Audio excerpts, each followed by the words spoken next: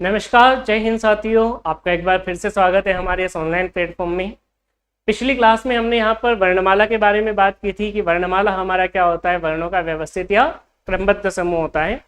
और उसके बाद हमने भाषा की इकाइयों के बारे में बात की, जैसे सबसे छोटी इकाई ध्वनि है और सबसे छोटी मौखिक इकाई की बात की। अक्षर हमारी सबसे छोटी मौखिक इकाई या सबसे छोटी लिखित इकाई की बात करें तो वर्ण है, और उन्हीं वर्णों के सार्थक मेल से किसका निर्माण हुआ था, शब्द का। उसको जब हम वाक्य में लेकर के गए तब वही शब्द क्या कहलाया, पद कहलाया। समान अर्थ के कारण जब पद आपस में बंध गए तब क्या कहलाए, पदबंध कहलाए।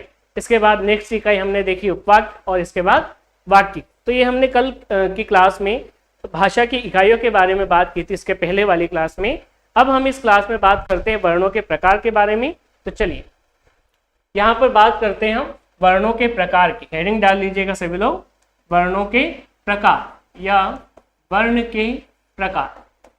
वर्ण हमारे कितने प्रकार के होते हैं, देखिए यहाँ पर हम पढ़ने वाले हैं वर्ण हमारे कितने प्रकार के होते हैं। तो ध्यान देना, यहाँ पर वर्ण हमारे दो ही प्रकार के होते हैं। कितने प्रकार के होते हैं, मैं यहाँ पर रूप की बात नहीं कर रहा हूँ। यहाँ पर रूप तो आपके ध्वनि के दो रूप हो गए थे, मौखिक रूप और लिखित रूप। मौखिक रूप को आपने अक्षर कहा और लिखित रूप को आपने वर्ण कहा। अब हम यहाँ पर बात कर रहे हैं उसी वर्ण की, यानी कि लिखित रूप की। तो जब आप लिखने का कार्य करेंगे वर्ण को, तो किस रूप में लिखेंगे, या जब इसको आप बोलने का कार्य करेंगे तो किस रूप में बोलेंगे। तो वर्ण की अगर हम बात करें यहाँ पर प्रकार की, तो ध्यान रखना वर्ण आपके कितने प्रकार के होते हैं, दो प्रकार के होते हैं। यहाँ से प्रश्न बनता है एग्जाम में, सामान्यतः वर्ण कितने प्रकार के होते हैं, दो प्रकार के होते हैं। कौन कौन से होते हैं दो प्रकार के, एक आपके होते हैं स्वर वर्ण। कौन से होते हैं, स्वर वर्ण। और दूसरे आपके होते हैं व्यंजन। कौन से वर्ण होते हैं, व्यंजन। तो ये दो होते हैं। अब देखिए यहाँ पर मैं आपको थोड़ा सा इसको समझा देता हूँ, इसके बाद में फिर हम इसको डिटेल में लिखेंगे स्वर वर्ण और व्यंजन वर्ण के बारे में। देखिए स्वर वर्ण, और हाँ एक और आपके एक और टाइप के होते हैं। ये आपके यहाँ पर आंसर जब आपके एग्जाम में आता है कि वर्ण कितने प्रकार के होते हैं, तो आपको ध्यान रखना है यहाँ पर आंसर कितने करने, दो ही करने हैं, लेकिन हम पढ़ेंगे कितने, तीन। एक और कौन से पढ़ेंगे हम, अयोगवाह वर्ण भी हम यहाँ पर पढ़ने वाले। अयोगवाह कौन से वर्ण यहाँ पर हम पढ़ने वाले हैं, अयोगवाह वर्ण भी हम यहाँ पर पढ़ने वाले। तो चलिए सबसे पहले बात करते हैं हम स्वर वर्ण के बारे में और व्यंजन वर्ण के बारे में। क्या अंतर होता है दोनों में, ये किसको हम स्वर वर्ण कहते हैं, किसको हम व्यंजन वर्ण कहते हैं। देखिए स्वर वर्ण वे वर्ण होते हैं जो स्वतंत्र होते हैं। क्या होते हैं, स्वतंत्र होते हैं, यानी कि बिना किसी की सहायता के हम उनको बोल सकते हैं और लिख सकते हैं। ऐसे वर्ण को हम क्या कहेंगे, स्वर वर्ण कहेंगे। अभी आपको समझना है, लिखना नहीं है, मैं व्यवस्थित रूप से आपको लिखाऊंगा। जैसे अ, आ, ई, ये सभी आपके क्या कहलाएंगे, स्वर वर्ण कहलाएंगे। व्यंजन क्या होते हैं आपके, तो व्यंजन होते हैं जो इन्हीं स्वरों की सहायता से बोले भी जाते हैं और लिखे भी जाते हैं। ऐसे वर्णों को हम क्या कहेंगे, व्यंजन वर्ण कहेंगे। जैसे यहां पर मैं बात करता हूं क, क्या है क। अब आप कहेंगे सर ये व्यंजन है, तो ध्यान रखना ये पूर्णतः आपका व्यंजन वर्ण नहीं है, ठीक है। ये आपका स्वर की सहायता से बोला गया। जैसे यहाँ पर जब आप इसका उच्चारण करोगे ना क, तो लास्ट में बोलो, सभी लोग बोलो एक बार, क। तो यहाँ पर जब आप देखेंगे लास्ट में किसका साउंड निकल रहा है, अ का। किसका साउंड आ रहा है, अ का। और अ हमारा क्या है, स्वर है। तो यहाँ पर ये जो क है आपका, ये किससे मिलकर के बना है, क आपका क धन अ से, यानी कि लास्ट में किसका साउंड आया, स्वर का। अब मैं आपसे यहाँ पर कहता हूँ कि आप इसको बिना अ के बोल के बताइए, या फिर आप इस का उच्चारण करें। तो जब आप इस का उच्चारण करेंगे ना, तब भी आपको अंत में किसकी ध्वनि सुनाई देगी, आ की, जो कि क्या है, स्वर है। यहाँ पर अगर आप इस की का उच्चारण करेंगे तब भी आपको क धन ई, लास्ट में किसकी ध्वनि सुनाई देगी, ई की। तो ये जितने भी हमारे व्यंजन होते हैं, ये व्यंजन हमारे किसकी सहायता से बोले व लिखे जाते हैं, स्वरों की सहायता से, और उन्हीं को हम क्या कहेंगे, व्यंजन वर्ण कहेंगे, ठीक है। यहाँ पर जैसे देखिए क के साथ में किसका उच्चारण हुआ, लास्ट में अ का। और जब हमने इसको लिखा, देखिए अगर हम व्यंजनों को शुद्ध रूप में लिखेंगे तो ये इस क का क्या हो जाएगा, शुद्ध रूप हो जाएगा।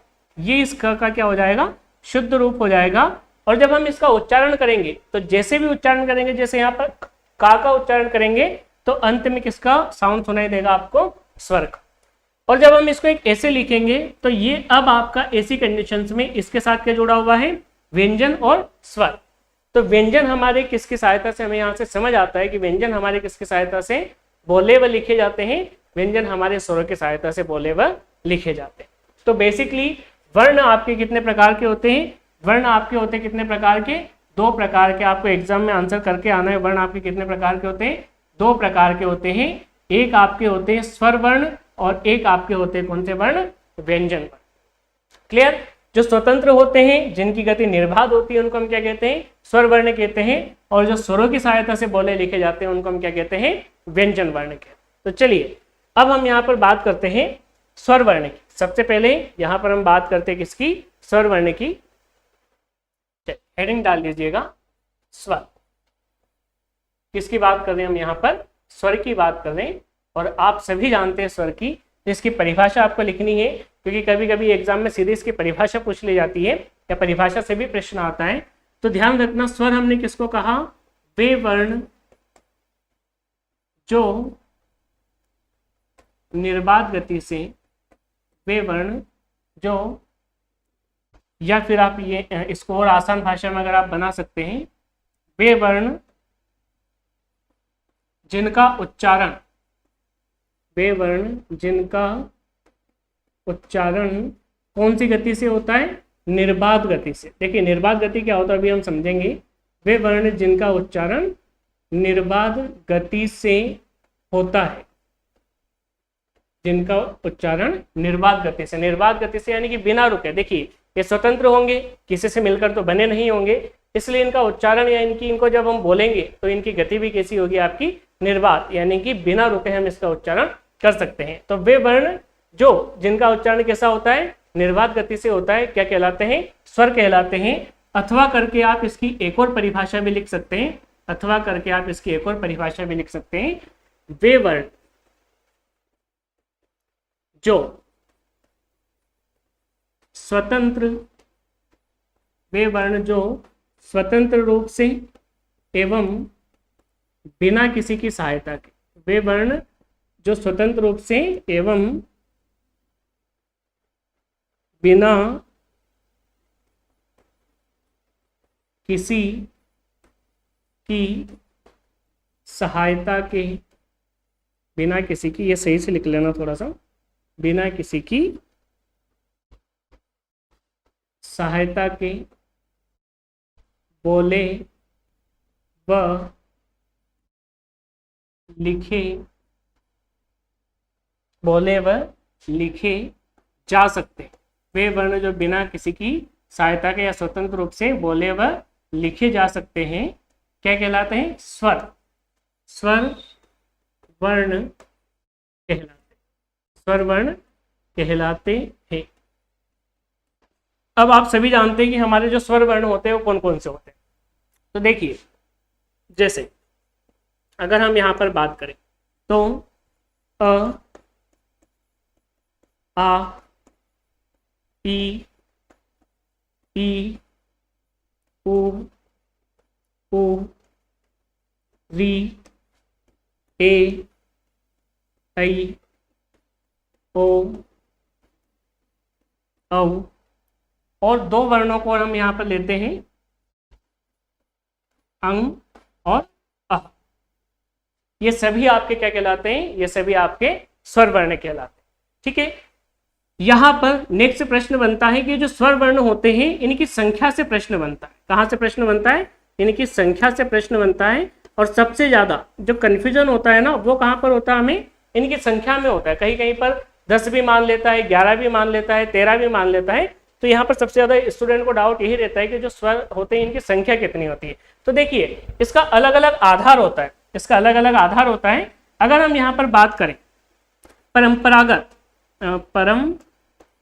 रूप से, परंपरागत रूप से, या फिर वो पूछ लें कि कुल परंपरागत रूप से या कुल स्वर कितने होते हैं, तब आपको आंसर करना है कितना? 13। कितना आंसर करना है? 13। क्योंकि जितने भी आपको अ से लेकर के अह तक के वर्ण दिखाई दे रहे हैं, ये सभी आपके क्या कहलाते हैं? परंपरागत स्वर कहलाते हैं। जो अंग और अह है इनको हम परंपरा यानी कि एक लंबे टाइम से स्वर में रखते आ रहे हैं। हालांकि ये ना तो पूर्णतः स्वर होते हैं और ना ही पूर्णतः व्यंजन होते हैं, इसलिए इनको हम अयोगवा वर्ण के नाम से भी जानते हैं। तो एक लंबे टाइम से हम इनको परंपरागत रूप से पढ़ते आ रहे हैं। या कुल स्वरों की अगर बात करें तो इनकी संख्या कितनी हो जाएगी? 13 हो जाएगी।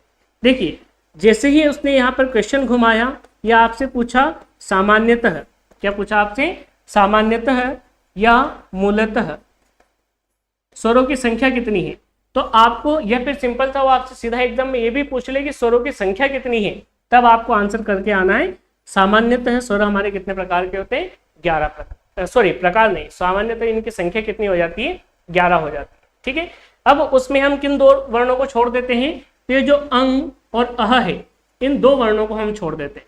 ये दोनों वर्ण आपके क्या कहलाते हैं, ये दोनों वर्ण आपके कहलाते हैं अयोगवाह वर्ण। क्या कहलाते हैं, दोनों आपके अयोगवाह वर्ण कहलाते। तो सामान्यतः या सिंपल सा आपसे पूछे स्वरों की संख्या कितनी होती है, तब आपको आंसर करना है कितना, 11। सामान्यतः स्वर कितने होते हैं आपके, 11 होते हैं। नेक्स्ट अगर हम बात करें उच्चारण की दृष्टि से, किसकी दृष्टि से, उच्चारण की दृष्टि से, तो उच्चारण की दृष्टि से इनकी जो संख्या हो जाती है वो हो जाती है कितनी, 10 हो जाती है। कितनी हो जाती है, 10 हो जाती है। अब उच्चारण की दृष्टि से हम दो तो इन अयोगवाह वर्ण को नहीं लेते हैं, और एक और किस वर्ण को नहीं लेते हैं, ऋषि को। किसको नहीं लेते हैं, ऋषि को। क्यों नहीं लेते हैं, क्योंकि देखिए जब आप री का उच्चारण करोगे, किसका उच्चारण करोगे, ऋषि का, तो यहाँ पर इसका जो साउंड होगा ना वो होगा किस रूप में, री के रूप में। और री आपका क्या है, व्यंजन है, यानी कि ये साउंड किसका निकाल रहा है, व्यंजन का। इसलिए इसको हम उच्चारण की दृष्टि से स्वर नहीं मानते हैं। तो फिर हम इसको स्वर क्यों मानते हैं, इसके पीछे का एक रीजन होता है। इसकी क्या लगती है, व्यंजन के साथ मात्रा। जैसे अगर हम यहाँ पर लिखें, क्या लिखें, कृष्ण, तो ये हमने यहाँ पर क्या लगाया, इस क के साथ में किसकी मात्रा लगाई, ऋषि की। अब मात्रा तो स्वरों की लगती है, व्यंजनों की तो मात्रा लगती नहीं है। तो मात्रा लगने के कारण हम इसको सामान्यतः या कुल स्वरों में रख लेते हैं। लेकिन उच्चारण जब हम इसका करेंगे, जैसे आपने कृष्ण का उच्चारण किया तो क के बाद में री, क्री, तो यहाँ पर उच्चारण किसका होगा, री का। और री आपकी कौन सी ध्वनि है, व्यंजन ध्वनि। इसलिए हम इसको उच्चारण के आधार पर स्वर नहीं मानते। दो आपके ये होते हैं अयोगवाह वर्ण। जैसे अगर आप अंग का उच्चारण करोगे ना, तो ये आपका अनुस्वार होता है। क्या होता है, अनुस्वार, यानी कि इसका जो साउंड होता है ना वो व्यंजन के रूप में होता है। जैसे यहाँ पर देखिए, मैं एक वर्ण लिख, एक शब्द के माध्यम से इसको समझते हैं। जैसे हमने यहाँ पर लिखा संबंध, क्या लिखा हमने यहाँ पर, संबंध, तो ये सभी आपके क्या है, अनुस्वार है, इस स के ऊपर लगा हुआ। अब इसका जब आपने साउंड देखा ना, तो यहाँ पर साउंड आ रहा है किस रूप में, म के रूप में, और यहाँ पर जो साउंड आ रहा है किस रूप में आ रहा है, न के रूप में। यानी कि इसका जो साउंड आ रहा है किस रूप में आ रहा है, व्यंजन के रूप में आ रहा है। इसलिए उच्चारण के आधार पर इसको भी हम स्वर नहीं मानेंगे। अह, तो ये भी आपका जो अह होता है, इसका उच्चारण आपका किस रूप में होता है, ह के रूप में। किस रूप में होता है, ह के रूप में। जैसे हमने यहाँ पर कुछ तत्सम शब्द होते हैं जिसमें इसका प्रयोग होता है, जैसे प्रातः। ठीक है, तो जब आपने इसका उच्चारण किया तो इसका जो उच्चारण हुआ वो किस रूप में हुआ, ह के रूप में हुआ। किस रूप में हुआ, ह के रूप में। और ह आपका क्या है, व्यंजन है। तो उच्चारण के आधार पर स्वर कितने होते हैं आपके, 10 होते हैं। इनकी संख्या कितनी होती है, उच्चारण की दृष्टि से 10 होते हैं। एक और आपसे पूछ लिया जाता है मात्रा के आधार पर। ठीक है, मात्रा के आधार पर, स्वरों के प्रकार की बात नहीं कर रहा हूं मैं, ध्यान रखना है आपको। यहाँ पर हम किसकी बात कर रहे हैं, स्वरों की संख्या की बात करें, प्रकार आपके अलग हो जाएंगे। तो मात्रा के आधार पर जो स्वर होते हैं इनकी संख्या कितनी होती है, तो ध्यान रखना मात्रा के आधार पर स्वरों की संख्या कितनी हो जाएगी आपकी, 10 हो जाएगी। कितनी हो जाएगी, 10। यानी कि कुल कितने स्वरों की मात्रा लगती है, 10 स्वरों की मात्रा लगती है। किस स्वर की मात्रा नहीं लगती है, तो ध्यान रखना आपका ये जो अ है, इस अ की मात्रा यहाँ पर मैं लिख देता हूं तो आपको समझ भी आ जाएगा।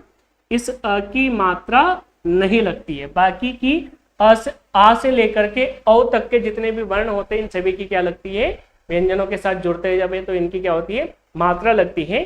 इसलिए मात्रा के आधार पर स्वर कितने हो जाएंगे, इनकी संख्या कितनी हो जाएगी, 10 हो जाएगी। देखिए कौन कौन से होंगे, तो मैं आपको यहाँ पर लिखा भी देता हूँ। देखिए यहाँ पर लिखिएगा आप, ये ले लेते। जैसे मात्रा के आधार पर अगर हम स्वरों की संख्या की बात करें तो कौन कौन से होते हैं, जैसे बड़ा हो गया, छोटी हो गई, बड़ी हो गई, छोटा ऊ हो गया, बड़ा ऊ हो गया, ऋषि की मात्रा लगती है, ए, आई, ओ, और एक और कौन सा, औ, इनकी आपकी मात्रा लगती है।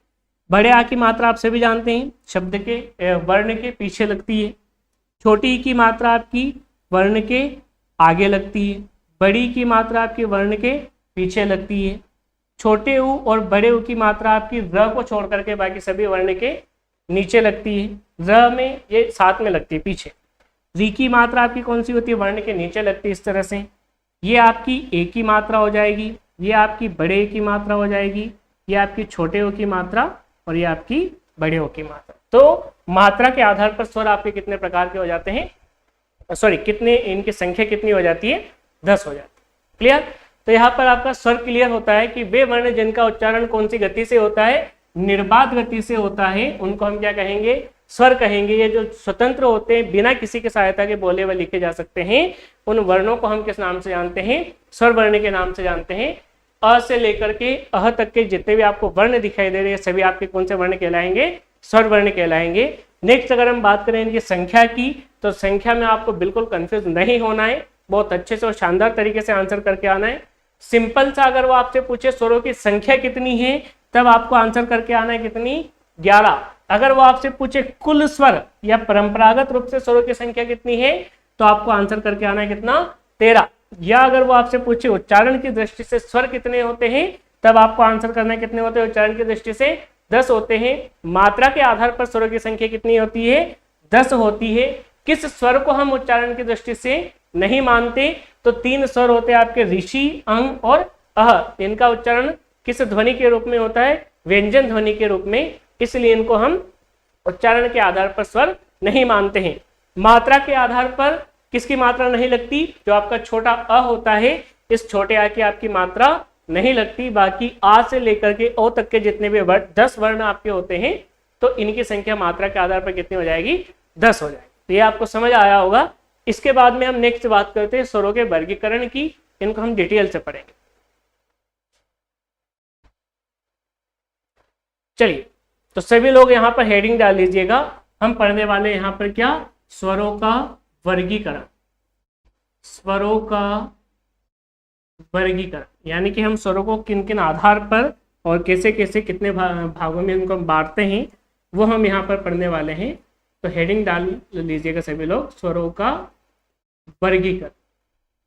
स्वरों का वर्गीकरण, देखिए स्वरों के वर्गीकरण की अगर हम यहाँ पर बात करें तो इसके अलग अलग आधार होते हैं। ठीक है, सबसे पहले हम बात करते हैं यहाँ पर पंडित कामता प्रसाद, पंडित कामता प्रसाद गुरु। ठीक है, ये देखिए पंडित कामता प्रसाद गुरु कौन होते हैं आपके, तो ये ध्यान रखना, आपको पंडित कामता प्रसाद गुरु को कहा जाता है हिंदी का पाणिनि। अगर आपसे पूछ ले कोई हिंदी के जो पाणिनि है वो किसको कहा जाता है, किसको माना जाता है, तो पंडित कामता प्रसाद गुरु को, क्योंकि आपके जो हिंदी व्याकरण है इसमें महत्वपूर्ण योगदान रहा है पंडित कामता प्रसाद गुरु का। जिस तरह से आपके जो संस्कृत व्याकरण है, तो संस्कृत व्याकरण के जो आचार्य है वो कौन है, महर्षि पाणिनि, जिन्होंने अष्टाध्यायी बुक भी लिखी है, किताब भी लिखी है। तो इसी तरह से व्याकरण के ऊपर बहुत ज्यादा मेहनत रही, वो किसकी रही, पंडित कामता प्रसाद गुरु की। सबसे पहले इन्हीं ने हमें समझाया, तो इनको कहा जाता है हिंदी के पाणिनि। चलिए, पंडित कामता प्रसाद गुरु या उत्पत्ति, पंडित कामता प्रसाद गुरु या उत्पत्ति के आधार पर अगर आपसे पूछे, उत्पत्ति के आधार पर अगर आपसे पूछे कि स्वर कितने प्रकार के होते हैं, तो आप आंसर करेंगे कि सर पंडित कामता प्रसाद गुरु या उत्पत्ति के आधार पर स्वर कितने प्रकार के होते हैं, 2 प्रकार के होते हैं। कितने प्रकार के होते हैं आपके, 2 प्रकार के। ठीक है, अभी 2 प्रकार के कौन कौन से होते हैं, तो देखना, एक होते हैं आपके मूल स्वर। कौन से स्वर होते हैं, एक आपके मूल स्वर, और दूसरे आपके होते हैं कौन से, संधि स्वर। कौन से होते हैं, संधि स्वर। ठीक है, तो पंडित कामता प्रसाद गुरु या उत्पत्ति के आधार पर आपके स्वर कितने प्रकार के हो जाएंगे, 2 प्रकार के, मूल स्वर और संधि स्वर। देखिए, अब एक एक करके हम इनको समझते हैं कि जो मूल स्वर होते हैं या संधि स्वर होते हैं क्या होते हैं। तो सबसे पहले हम लिखेंगे मूल स्वर के बारे में। सबसे पहले हम समझेंगे यहाँ पर किसके बारे में, मूल स्वर के बारे में। ठीक है, यहाँ से एग्जाम में बहुत बार बहुत ज्यादा रिपीट होते हैं क्वेश्चन, तो ये आपको ध्यान से पढ़ना और ध्यान से समझना है। देखिए, हिंदी आपको कहीं पर भी रटने की जरूरत नहीं है, सिर्फ इसको समझना है। बहुत आसान और बहुत शानदार है, बहुत अच्छा विषय, मूल स्वर। तो देखिए, मूल स्वर कौन से होते हैं आपकी, उत्पत्ति के आधार पर हम स्वर पढ़ रहे हैं, तो वे स्वर जिनकी उत्पत्ति, वे स्वर जिनकी उत्पत्ति किन्हीं अन्य, वे स्वर जिनकी उत्पत्ति किन्हीं अन्य स्वरों से, किन्हीं अन्य स्वरों से नहीं हुई हो। वे स्वर जिनकी उत्पत्ति किन्हीं अन्य स्वरों से नहीं हुई हो। आगे आप लिख लेना, क्या कहलाते हैं आपके? मूल स्वर कहलाते हैं। क्या कहलाते हैं? मूल स्वर। जैसे अगर हम यहाँ पर बात करें मूल स्वर के, तो कौन कौन से होते हैं आपके मूल स्वर? देखिए 4 होते हैं आपके, अ, ई, उ और ऋषि। ये जो 4 स्वर होते हैं ना आपके, इनकी उत्पत्ति किसी से नहीं हुई, इनकी उत्पत्ति स्वयं से हुई है, इसलिए इनको क्या कहा जाता है? मूल स्वर कहा जाता है। क्या कहा जाता है? मूल स्वर। तो ये 4 आपके कौन से स्वर हो जाएंगे? मूल स्वर हो जाएंगे। नेक्स्ट अगर हम बात करें संधि स्वर की, अगले हमारा कौन सा टाइप है? संधि स्वर। उत्पत्ति के आधार पर अगला जो टाइप है वो कौन सा है आपका? संधि स्वर। ठीक है, तो यहाँ पर आप लिखेंगे संधि स्वर। संधि स्वर आपके क्या होते हैं? देखिए जैसे मैंने यहाँ पर संधि लिखा ना, तो तुरंत आपके माइंड में क्लिक किया, यानी कि 2 स्वरों के मिलने से बनने वाले नए स्वर। ठीक है, तो आप यहाँ पर लिख सकते हैं 2 स्वरों के मेल से, 2 स्वरों के मेल से बनने वाले, 2 स्वरों के मेल से बनने वाले नए स्वर क्या कहलाएंगे आपके? 2 स्वरों के मेल से बनने वाले नए स्वर क्या कहलाएंगे आपके? संधि स्वर। क्या कहलाते हैं? संधि स्वर कहलाते हैं। 2 स्वरों के मेल से बनने वाले नए स्वर आपके क्या कहलाते हैं? संधि स्वर कहलाते हैं। देखिए ये जो संधि स्वर होते हैं आपके, यह 2 प्रकार के होते हैं। यह 2 प्रकार के होते हैं। कितने प्रकार के होते हैं? 2 प्रकार के होते हैं। ठीक है, 2 प्रकार के कौन कौन से होते हैं संधि स्वर भी आपके? एक होते हैं आपके दीर्घ संधि स्वर। कौन से होते हैं? दीर्घ संधि स्वर। और दूसरे प्रकार की अगर हम बात करें यहाँ पर, तो दूसरा जो आपका प्रकार है ये आपका हो जाएगा संयुक्त। क्या हो जाएंगे? संयुक्त संधि स्वर। तो संधि स्वर भी आपके कितने प्रकार के हो गए? 2 प्रकार के हो गए, दीर्घ संधि स्वर और संयुक्त संधि स्वर। चलिए सबसे पहले हम बात करते हैं दीर्घ संधि स्वर। इसकी बात करते हैं दीर्घ संधि स्वर। तो हेडिंग डाल दीजिएगा सभी लोग, दीर्घ संधि स्वर। दीर्घ संधि स्वर। ठीक है, दीर्घ संधि स्वर आपके कौन से होते हैं? दीर्घ संधि स्वर आपके कौन से होते हैं? जो 2 समान स्वरों के मेल से बनते हैं, यानी कि 2 समान स्वरों से जिन स्वर का निर्माण होगा वह आपके क्या कहलाएंगे?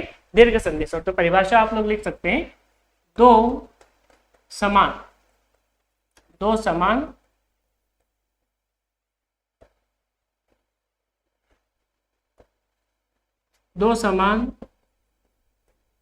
स्वरों के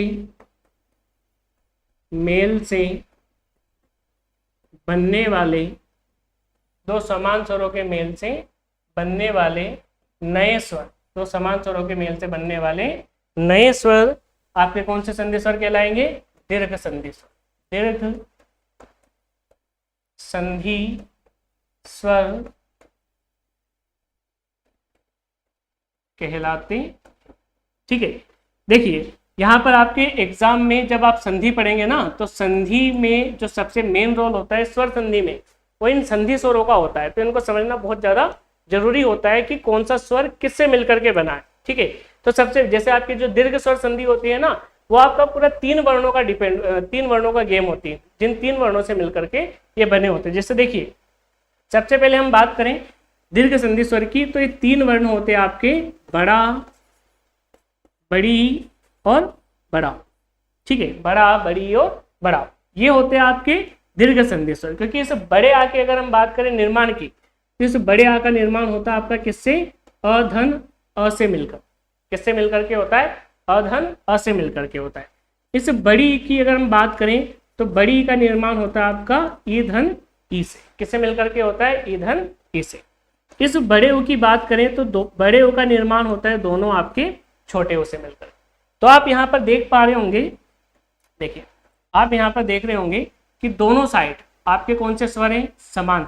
दोनों साइड आपके कौन से स्वर हैं? समान स्वर हैं। और जो समान स्वरों के मेल से बनते हो ऐसे स्वरों को हम क्या बोलते हैं? ऐसे स्वरों को हम बोलते हैं कौन से स्वर? दीर्घ संधि स्वर। कौन से स्वर? दीर्घ संधि स्वर। देखिए संयुक्त संधि स्वर की अगर हम बात करें तो संयुक्त संधि स्वर की परिभाषा भी मैं आपकी यहीं पे लिखा देता हूं। संयुक्त संधि स्वर की परिभाषा हम यहाँ पर लिख लेते हैं, ठीक है। इसी स्लाइड में हम कंप्लीट कर लेते हैं इसको। एक होते हैं हमारे कौन से? संयुक्त संधि स्वर, संयुक्त संधि स्वर, ठीक है। तो इसकी परिभाषा हम लिखेंगे संयुक्त संधि स्वर की। देखिए दो समान स्वरों के मेल से कौन से स्वर बनते हैं? दीर्घ संधि स्वर। तो स्वाभाविक सी बात है दो असमान स्वरों के मेल से जो स्वर बनेंगे उन्हीं को हम क्या कहेंगे? संयुक्त संधि स्वर कहेंगे। जैसे देखिए इसकी परिभाषा भी आप लिख सकते हैं, दो असमान स्वरों के मेल से, दो असमान स्वरों के मेल से, यहां से लिख रहा हूं मैं, बनने वाले नए स्वर क्या कहलाते हैं? संयुक्त संधि स्वर। दो असमान स्वरों के मेल से बनने वाले नए स्वर संयुक्त संधि स्वर कहलाते हैं। दो असमान स्वरों के मेल से बनने वाले नए स्वर क्या कहलाते हैं? संयुक्त संधि स्वर कहलाते हैं। जैसे अगर हम यहाँ पर बात करें कौन कौन से होते हैं आपके संयुक्त संधि स्वर, तो ये जो आपके जैसे छोटा ए हो गया, बड़ा ए हो गया, छोटा ओ हो गया और बड़ा ओ।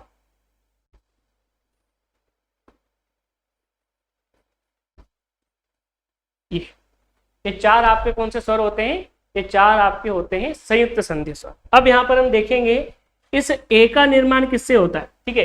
ध्यान रखना आपको, अगर स्वर संधि आपको बिना पेन कॉपी के, स्वर संधि अगर आपको बिना पेन कॉपी के अगर सोल्व करना है, पहचानना है या उसका संधि विच्छेद करना है, तो सबसे आसान होगा अगर आप लोग इनको याद कर लेंगे तो बहुत ज्यादा आसानी हो जाएगी आप लोगों के लिए। देखिए अगर हम ए की बात करें तो ए का निर्माण होता है अपना किससे मिलकर के?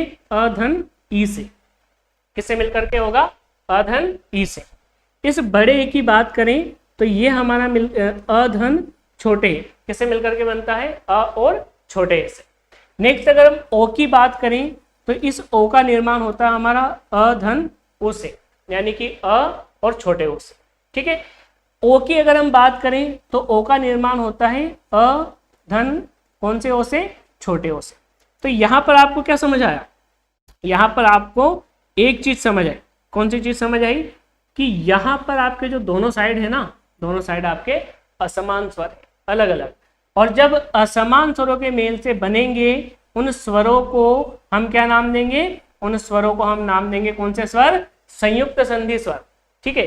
क्लियर हुआ? तो ये तीन आपके कौन से स्वर हैं? दीर्घ संधि स्वर है। और ये चार आपके कौन से हैं? संयुक्त संधि स्वर। एक बार देख लीजिएगा, एक छोट चार्ट में मैं इसको आपको समझा देता हूं। चलिए अब हम बात करते हैं, एक बार फिर से मैं यहाँ पर लिख देता हूं आपके मूल स्वर आपके कौन से होते हैं। तो मूल स्वर आपके होते हैं कौन से? अ, ई, उ और ऋष। ये चार आपके कौन से स्वर हो जाते हैं? मूल स्वर हो जाते हैं। फिर अगर हम बात करें संधि स्वर की, कौन से स्वर की? संधि स्वर की, तो ये चार आपके कौन कौन से? बड़ा, बड़ी, बड़ा उ, छोटा ए, बड़ा ए, छोटा उ और बड़ा। ये सात स्वर आपके कौन से हो जाएंगे? संयुक्त संधि स्वर हो जाएंगे। देखिए जब हम स्वरों की बात करेंगे ना, तो ये जो तीन होंगे आपके, ये तीन आपके कौन से संधि स्वर हो जाएंगे? ये तीन आपके हो जाएंगे दीर्घ संधि स्वर। कौन से संधि स्वर? दीर्घ संधि स्वर। और इन चार की अगर बात करें तो ये चार आपके कौन से हो जाएंगे? ये चार आपके हो जाएंगे संयुक्त संधि स्वर। संयुक्त संधि स्वर। क्लियर? तो पंडित कामता प्रसाद गुरु उत्पत्ति के आधार पर स्वर कितने प्रकार के हुए? हमारे दो प्रकार के हुए, मूल स्वर और संधि स्वर। मूल स्वरों की संख्या कितनी हो गई? चार हो गई। संधि स्वरों की संख्या कितनी हो गई? तो आ से लेकर के ओ तक के 7 हो गई। दीर्घ संधि स्वर कितने हैं? ये तीन आपके दीर्घ संधि स्वर है। और संयुक्त संधि स्वर आपके कितने हैं? ये चार आपके संयुक्त संधि स्वर। क्लियर? अब नेक्स्ट हम बात करते हैं अगले आधार की। तो अगला जो आपका आधार है कौन सा हो जाएगा? अभी हमने पंडित कामता प्रसाद गुरु के अनुसार देख लिया। अब हम बात करते हैं मात्रा के आधार। किस आधार पर? मात्रा के आधार। तो मात्रा के आधार पर ठीक है। मात्रा के आधार पर जो स्वर होंगे आपके कितने प्रकार के होंगे, ये भी आपके 2 प्रकार के। कितने प्रकार के होंगे, 2 प्रकार के। देखिए मैं संख्या की बात नहीं कर रहा हूँ, मैं प्रकार की बात कर रहा हूँ। अगर आपसे पूछता है मात्रा के आधार पर स्वरों की संख्या कितनी है, तब आपको आंसर करना है कितनी, 10 होती है। और प्रकार की अगर बात करें तो मात्रा के आधार पर स्वर कितने प्रकार के होते हैं, 2 प्रकार के। ठीक है, 2 प्रकार कौन कौन से होते हैं, तो ध्यान रखना यहाँ पर। एक होता है आपके लघु स्वर, कौन से हो जाएंगे आपके, लघु स्वर। ठीक है, और दूसरे आपके हो जाएंगे कौन से स्वर, गुरु स्वर। लघु स्वर और गुरु स्वर। क्लियर। अब हम यहाँ पर बात करते हैं सबसे पहले लघु स्वर की। तो हेडिंग डालिएगा, लघु स्वर कौन से होते हैं मात्रा के आधार पर। तो सिंपल सा आपको ध्यान रखना है, ये जो लघु स्वर होते हैं हमारे, ये लघु स्वर हमारे कौन से होते हैं, जिनकी एक मात्रा लगती है, जिनकी एक मात्रा लगती है। ठीक है, उन्हीं को हम क्या कहेंगे, लघु स्वर। तो यहाँ पर आप लिख सकते हैं जिन स्वरों की एक मात्रा, जिन स्वरों की एक मात्रा लगती है, उन्हें क्या कहेंगे हम, लघु स्वर कहेंगे। अब किन स्वरों की एक मात्रा लगेगी, तो देखिए जो मूल स्वर होंगे ना, जिनकी उत्पत्ति किसी अन्य से नहीं हुई होगी, उन सभी स्वरों की कितनी मात्रा लगेगी, यहाँ पर एक मात्रा लगेगी। ठीक है, कौन कौन से होते हैं वो आपके, अ, ई, उ और ऋषि। इनकी उत्पत्ति किसी अन्य स्वरों से हुई थी क्या, नहीं हुई थी, यानी कि स्वयं से हुई थी, इसलिए इनकी कितनी मात्रा लगेगी, एक ही मात्रा लगेगी। तो इन्हीं मूल स्वरों को हम क्या कहेंगे, इन्हीं मूल स्वरों को हम लघु स्वर भी कहते हैं। नेक्स्ट हम बात करते हैं लघु स्वर के बाद में गुरु स्वर की। ठीक है, नेक्स्ट हम बात करते हैं यहाँ पर गुरु स्वर की। तो देखिए गुरु स्वर हम किसको कहेंगे, परिभाषा लिखने इसकी, जिन स्वरों की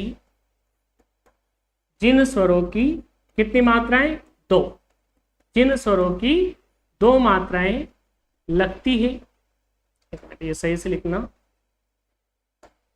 जिन स्वरों की 2 मात्राएं लगती हों, उन्हें क्या कहेंगे, गुरु स्वर कहेंगे। ठीक है, आगे लिख लेना, उन्हें क्या कहेंगे, गुरु स्वर कहेंगे।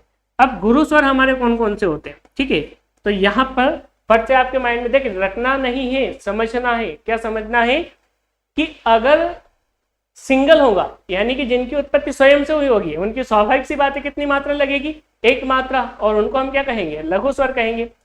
जो 2 स्वरों के मेल से बनेगा, जैसे हम यहाँ पर बात करें बड़े आ की, तो बड़ा हमारा किससे मिलकर के बना है, दोनों छोटे अ से। तो दोनों छोटे अ की एक एक करके कितनी मात्रा हो जाएगी, 2 मात्रा। तो इसकी कितनी मात्रा हो जाएगी, 2। तो जितने भी आपके संधि स्वर हैं, जैसे बड़ा, बड़ी, बड़ाऊ, छोटा ए, बड़ा ए, छोटा ओ और बड़ाओ, इन सभी की कितनी मात्रा लगेगी, 2 मात्रा। ठीक है, तो ये हमारे कहलाएंगे कौन से स्वर, गुरु स्वर। क्लियर हुआ।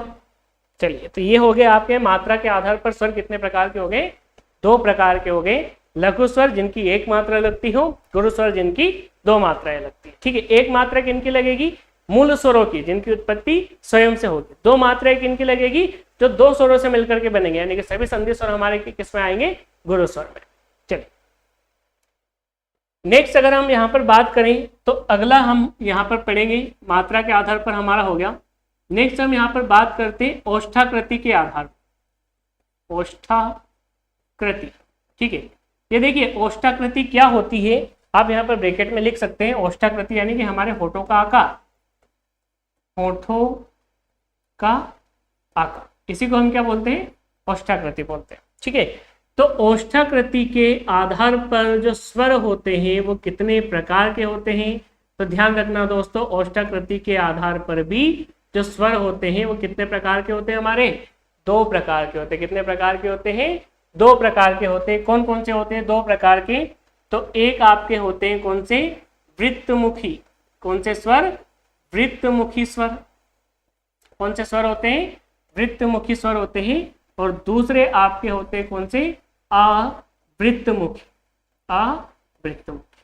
ठीक है, तो ओष्ठाकृति के आधार पर स्वर कितने प्रकार के हो जाएंगे, हमारे 2 प्रकार के हो जाएंगे, एक वृत्तमुखी स्वर और दूसरा अवृत्तमुखी स्वर। चलिए अब हम बात करते हैं यहाँ पर सबसे पहले वृत्तमुखी स्वर की। किसकी बात करें हम यहाँ पर, सबसे पहले वृत्तमुखी स्वर। ठीक है, वृत्तमुखी स्वर, और दूसरा हम यहाँ पर पढ़ेंगे आवृत्तमुखी स्वर, आवृत्तमुखी स्वर। ठीक है, तो देखिए वृत्तमुखी स्वर आपके कौन से होते हैं, वृत्तमुखी स्वर आपके कौन से होते हैं, तो परिभाषा लिखना है इसकी, जिन स्वरों के उच्चारण में, जिन स्वरों के उच्चारण में हमारे होठों का आकार वृत्त के समान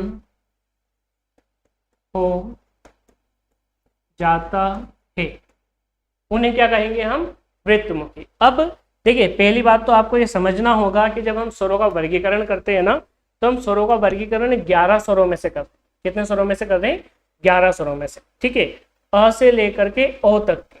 ठीक है, एक तो हम उसको किसको छोड़ रहे हैं, यहाँ पर जो 2 स्वर होते हैं हमारे अयोगवा, अंग और अह, उनका हम वर्गीकरण नहीं करते क्योंकि वो कंप्लीटली स्वर नहीं माने जाते। तो जो स्वरों का वर्गीकरण पढ़ रहे हैं ना हम, 11 स्वरों में से पढ़ रहे हैं, तो उन्हीं 11 स्वरों में से आपको उच्चारण करके देखना है कि किनके उच्चारण में हमारे होठों का आकार गोल हो रहा है। चलिए एक एक करके उच्चारण करते हैं। अच्छा, इसकी एक और परिभाषा, इसकी और परिभाषा लिख लीजिए, तो दोनों साथ में लिख लेंगे, आवृत्तमुखी स्वर। तो ये सेम इसका उल्टा हो जाएगा। ठीक है, आप लोग, यह मैं लिखा भी देता हूं यहाँ पर, जिन स्वरों के, एक मिनट, जिन स्वरों के उच्चारण में हमारे होठों का आकार वृत्त के समान नहीं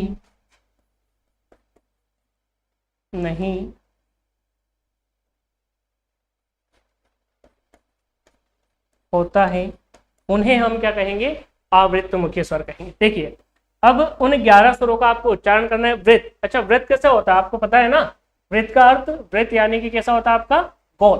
कैसा होता है, गोल होता है। ठीक है, तो वृत्त के समान हो जाता है। जैसे यहाँ पर एक एक का उच्चारण करके देखेंगे हम।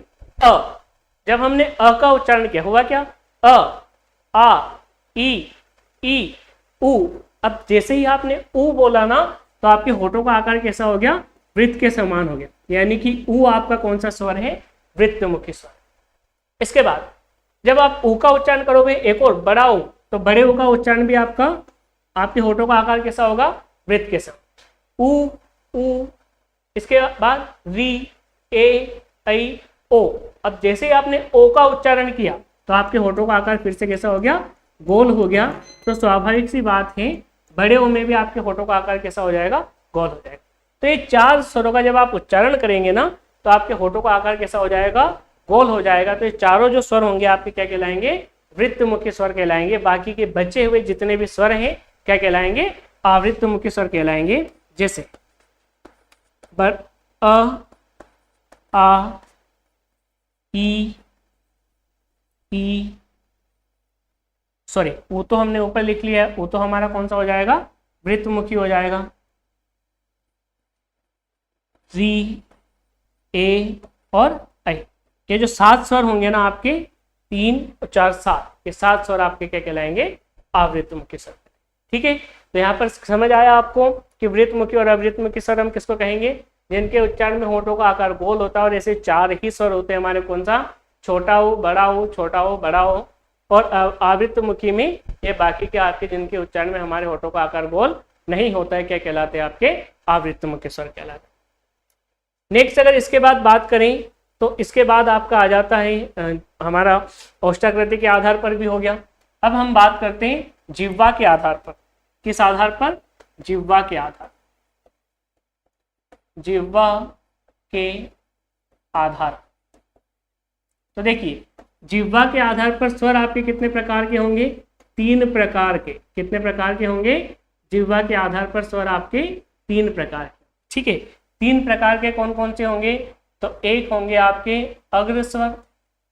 कौन से स्वर होंगे, अग्र स्वर। दूसरे आपके होंगे मध्य स्वर, यानी कि जिनका उच्चारण जीभ के मध्य भाग से होगा। और तीसरे आपके होंगे कौन से स्वर, पश्च स्वर, जिनका उच्चारण जीभ के कौन से भाग से होगा, पीछे वाले भाग से। तो चलिए सबसे पहले तो हम यहाँ पर एक जीभ का स्ट्रक्चर बनाते हैं ना। सबकी जीभ कैसी होती है, लाल होती है, ठीक है। तो लाल हम यहाँ पर एक स्ट्रक्चर बनाते हैं जीभ का। एक मिनट रुकिए।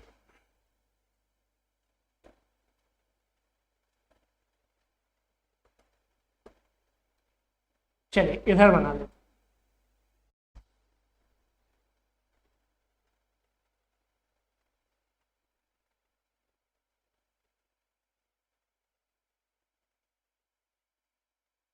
देखिए लगभग जो सभी की जीभ होती है ना, कैसी होती है, मान लेते हैं हम कि लगभग सभी की जीभ कैसी होती है, ऐसी होती है, ठीक है। अब इसको हम 3 भागों में बांट देते हैं। जैसे अगर हम यहाँ पर बात करें तो ये हमारा हो जाता है जीभ का अग्रभाग, आगे वाला भाग, ये वाला पूरा हमारा जीभ का आगे वाला भाग हो गया, ठीक है। ये हमारी जीभ का कौन सा भाग हो गया, मध्य भाग हो गया। यानी कि यहाँ पर मैं लिख भी देता हूं, देखिए ये जीभ का कौन सा भाग हो गया, अग्रभाग, कौन सा वाला, ये जीभ का कौन सा भाग हो जाएगा, मध्य भाग हो जाएगा। कौन सा हो जाएगा, मध्य भाग। और ये हमारी जीभ का पीछे वाला यानी कि कौन सा भाग हो जाएगा, पश्च भाग, ठीक है।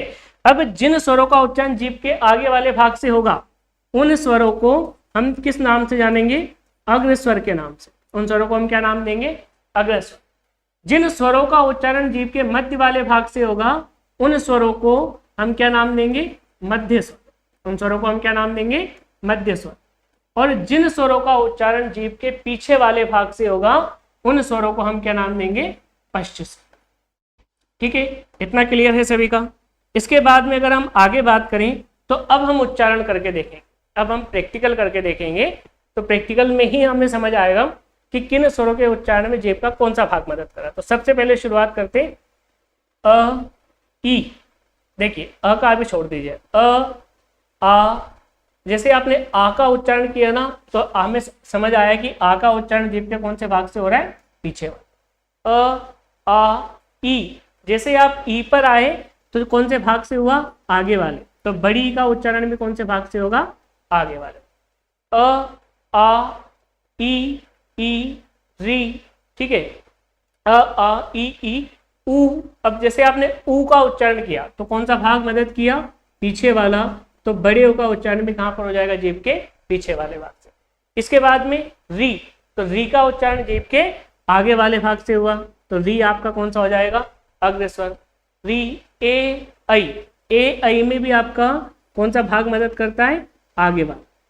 ओ औ, देखिए ओ का उच्चारण पीछे से हुआ और औ का उच्चारण भी आपका पीछे से हुआ। बचा कौन सा, अ। तो अ का उच्चारण जीभ के कौन से भाग से होता है, मध्य भाग से होता है। तो ध्यान रखना आपका मध्य स्वर अकेला कौन सा है, अ। ये 5 स्वर आपके क्या कहलाएंगे, अग्र स्वर कहलाएंगे। और ये 5 स्वर आपके क्या कहलाएंगे, पश्च स्वर कहलाएंगे। तो जीभ के आधार पर स्वर कितने प्रकार के हो जाएंगे, 3 प्रकार। क्लियर। चलिए नेक्स्ट हम बात करते हैं उच्चारण काल के आधार किस आधार पर, उच्चारण काल के आधार पर। उच्चारण काल के आधार पर, ठीक है। तो उच्चारण काल के आधार पर अगर हम स्वरों की बात करें तो उच्चारण काल के आधार पर स्वर आपके कितने प्रकार के हो जाएंगे, 3 प्रकार के। कितने टाइप के हो जाएंगे, 3 टाइप के हो जाएंगे।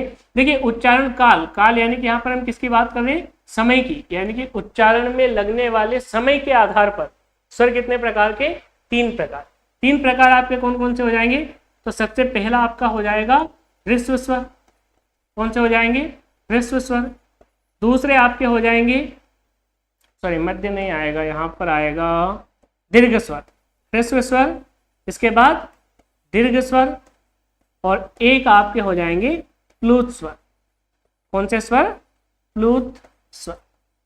तो उच्चारण काल के आधार पर या उच्चारण में लगने वाले समय के आधार पर जो स्वर है हमारे वो कितने प्रकार के हो जाएंगे, 3 प्रकार के हो जाएंगे। क्लियर।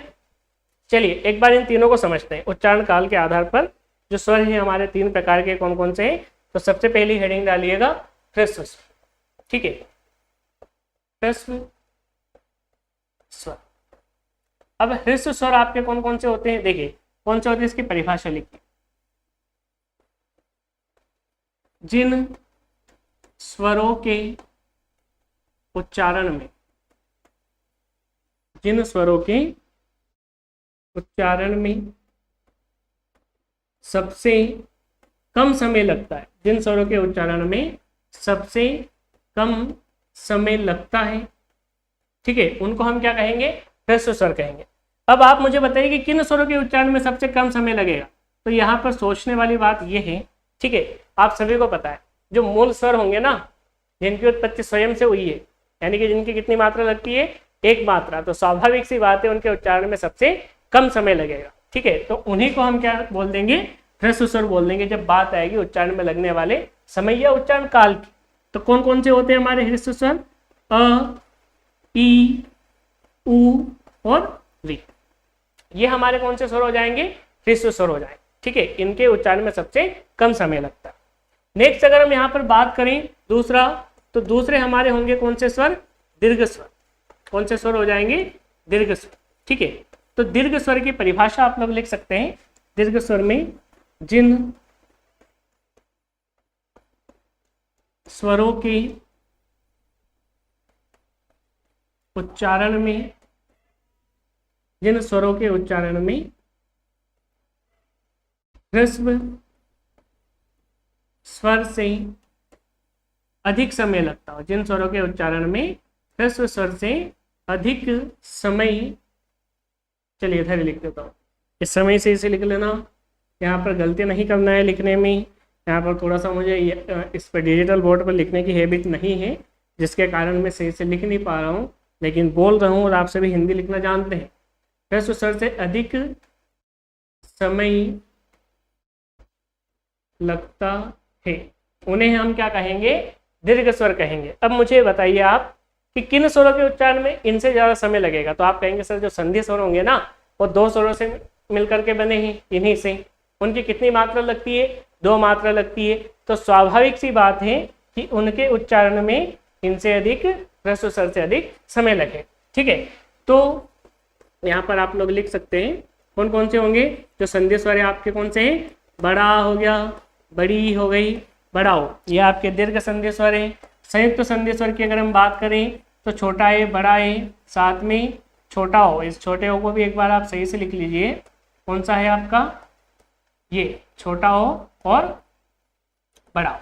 ये सभी आपके जब बात आएगी उच्चारण काल की तो ये सभी आपके कौन से हो जाएंगे, दीर्घ स्वर हो जाएंगे। अब आप कहेंगे कि सर प्लुत स्वर कौन से होते हैं, ठीक है। जो 11 स्वर है उनका वर्गीकरण तो आपने करा दिया। एक ह्रस्व स्वर निकले जिनमें सबसे कम समय लगा, और उनसे अधिक समय लगने वालों को हमने क्या कहा, दीर्घ स्वर कहा। तो अब देखिए प्लुत स्वर आपके कौन से होते हैं, नेक्स्ट स्लाइड में मैं अच्छे से लिख के समझाता हूं आपको। प्लुत स्वर कौन से होते हैं आपके, प्लुत स्वर, ठीक है। प्लुत स्वर आपके कौन से होते हैं, अब इसकी परिभाषा लिखना। जिन स्वरों में, या जिन स्वरों के उच्चारण में लिखिए आप, जिन स्वरों के उच्चारण में सबसे अधिक, जिन स्वरों के उच्चारण में सबसे अधिक समय लगता हो, जिन स्वरों के उच्चारण में सबसे अधिक समय लगता है, उन्हें आप क्या कहेंगे, उन्हें आप कहेंगे प्लुत स्वर। जिन स्वरों के उच्चारण में सबसे ज्यादा समय लगेगा उन्हीं को हम क्या कहेंगे, प्लुत स्वर कहेंगे। एक प्रश्न पूछा जाता है कि इन प्लुत स्वरों का जो प्रयोग होता है वो कहाँ पर होता है, तो ध्यान रखना इनका प्रयोग कहाँ पर होता है। जैसे आपके साहित्य हो गए, ठीक है, संस्कृत साहित्य, जितने भी आपके जैसे रामायण वगैरह हो गई तो संस्कृत साहित्य हो गए, नाटक संवाद हो गए, ठीक है। जब कोई भी नाटक होता है ना तो उसमें जो बोलते हैं तो वहां पर कुछ जगह प्लुत स्वरों का प्रयोग किया जाता है।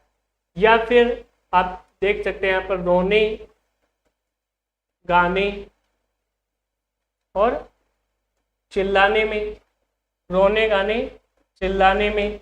या ये प्रश्न बहुत बार पूछा गया, किसी को दूर से पुकारने में, किसी को दूर से पुकारने में, किसी को दूर से पुकारने में किया जाता है, ठीक है, किया जाता है।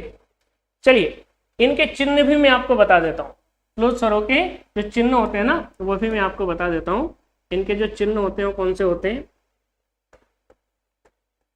ठीक है, ये इनको कैसे दर्शाया जाता है, किन चिन्हों के माध्यम से दर्शाया जाता है। तो ध्यान रखना, इनको एक तो अंग्रेजी का एस एवं जो हिंदी का ये जो 3 होता है ना, इस तरह से दर्शाया जाता है। ये होते हैं आपके प्लुत स्वर। कौन से स्वर? प्लुत स्वर। अब ध्यान दीजिएगा कैसे होते हैं। आपने जो पुरानी किताबें होती है ना हिंदी की, जैसे अपने पिताजी के टाइम की या दादाजी के टाइम की, या अभी ज्यादा समय नहीं हुआ लेकिन कुछ पुरानी किताबें, तो उसमें जैसे अगर हम यहाँ पर बात करें राम की, या फिर जैसे आपने रामायण देखा होगा, ठीक है, रामायण में जब राम का प्रयोग होता है ना, तो राम कैसे लिखा जाता है रामायण में, कहीं कहीं पर जो राम देखने को मिलता है हमें कैसे देखने को मिलता है पुरानी किताबों में, इस तरह से राम किस तरह से मिलता है, इस तरह से। या फिर जैसे आपने जब जैसे हर सभी के घर पे कथा होती है, बहुत सारे लोगों के सत्यनारायण भगवान की जो कथा होती है, तो जो कथा होती है उस कथा का जैसे एक अध्याय पूरा होता है तो उसके नीचे लिखा होता है इति प्रथमोध्याय संपूर्ण, ठीक है। तो जो प्रथमोध्याय लिखा होता है ना वो किस तरह से लिखा होता है, इस तरह से। वो प्रथमोध्याय आपका किस तरह से लिखा होता है, इस तरह से लिखा, ठीक है। तो इसका अर्थ क्या हुआ, देखिए मान लो एक व्यक्ति है राम, अब वो पास में है, ठीक है, तो मैं उसको क्या कहूंगा राम। लेकिन मान लो कि वो मुझसे बहुत दूर खड़ा हुआ है, अब उसको मुझे चिल्ला के बुलाना है या दूर से बुलाना है, तो मैं क्या कहूंगा राम। यानी कि मेरा जो आ का साउंड निकलेगा ना, उस अ का जो साउंड निकल रहा है ना, वो क्या हो रहा है, एक लंबे टाइम के लिए निकल रहा है। तो उस लंबी ध्वनि को ही हम क्या कहेंगे, प्लुत स्वर कहेंगे। क्या कहेंगे, प्लुत स्वर कहेंगे। या जैसे वहां पर पंडित जी बोलते हैं ना, जैसे इसको अगर हम ऐसा लिखते हैं प्रथमोध्याय, इसको तो बहुत जल्दी हम बोल सकते हैं, लेकिन आपने कथा सुनी होगी तो आपने देखा होगा कि उसमें बोलते हैं, सुना होगा इति प्रथमाध्याय। तो जो अ का साउंड होता है ना प्रथम और अध्याय के बीच में, अ का वो एक लंबा होता है, उसको वो खींच के बोलते हैं, इसलिए उसको इस तरह से लिखा होता है, ठीक है। तो ये होते हैं आपके प्लुत स्वर। या एक और उदाहरण के माध्यम से मैं आपको समझाता हूं। आपने बहुत बार जैसे जो ओम की तस्वीर होती है ना, वो इस तरह से लिखी हुई देखी हो। उस ओम की तस्वीर में जो ओम होता है ना आपका, किस तरह से लिखा हुआ देखने को मिलता है, इस तरह। इसका क्या अर्थ होता है, इसका देखिए वो जो ओम है ना, वो ये वाला, ये तो उसका चिन्ह हो गया, ठीक है, सिंबल्स हो गया। लेकिन जब आपने देखा होगा मंत्र उच्चारण के दौरान जब ओम बोला जाता है, जैसे बाबा रामदेव बोलते हैं ना, वो कौन सा प्राणायाम करते तो ओम, इस तरह से। तो उस ओ और म के बीच का वो जो लंबा वाला साउंड होता है ना, उसी को हम किस रूप में दर्शाते हैं, इस तरह से दर्शाते हैं। तो आप यहाँ पर, और ये जो साउंड होता है ना, ये जो साउंड होता है ना, ये साउंड आपका किसका होता है, तो ध्यान रखना ये अंग्रेजी का एस और हिंदी का 3, ये जो साउंड होता है ना, ये किस रूप में होता है, अ के रूप में। यहाँ पर देखिए राम में कौन से अ का यूज होता है, राम में यूज होता है कौन से अ का, बड़े अ का। तो यहाँ पर मैंने 2 यहाँ पर चिन्ह लगाए, उसके कितने लगाए, 2। तो इन दोनों का जो ध्वनि होती है किस रूप में होती है, अ के रूप में होती है, और अंग्रेजी के और हिंदी के 3 के द्वारा दर्शाया जाता है। सबसे अधिक समय लगता है छंद जगत साहित्य नाटक संवाद रोने गाने चिल्लाने या किसी भी व्यक्ति को दूर से पुकारने में जिन स्वरों का प्रयोग किया जाता है उन्हीं को क्या कहा जाता है, प्लुत स्वर कहा जाता है। क्या कहा जाता है, प्लुत स्वर कहा जाता है। तो चलिए आज की क्लास में हमने क्या समझा, एक बार मैं पूरे एक चार्ट के माध्यम से आपको समझा देता हूँ। चार्ट के माध्यम से लिख देता हूँ मैं आपको। देखिए स्वरों की अगर हम बात करें तो सबसे पहले हमने आज की जो क्लास है इसमें स्वरों का वर्गीकरण देखा, और मुख्यतः हमने जो स्वरों का वर्गीकरण किया ना वो किन स्वरों में किया। देखिए स्वरों को एक बार आप यहाँ पर लिख सकते हैं, अ, आ, ई, उ, री, ए, ऐ, औ, औ। अब इसमें देखिए, इसमें अगर मैं बात करूं इन 4 स्वरों की, सॉरी ये तो हमारे अलग हो गए, इसको ऐसे नहीं, ये जो 7 स्वर 11 स्वर होते हैं इन्हीं में से हमने वर्गीकरण किया है, ठीक है, इन्हीं में से हमने वर्गीकरण किया है। एक बार इसको थोड़ा सा सही लिख लेना, मैं लिख देता हूँ एक बार फिर से इनको। ये देखिए, ये हमारा कौन सी था, बड़ी, ठीक है।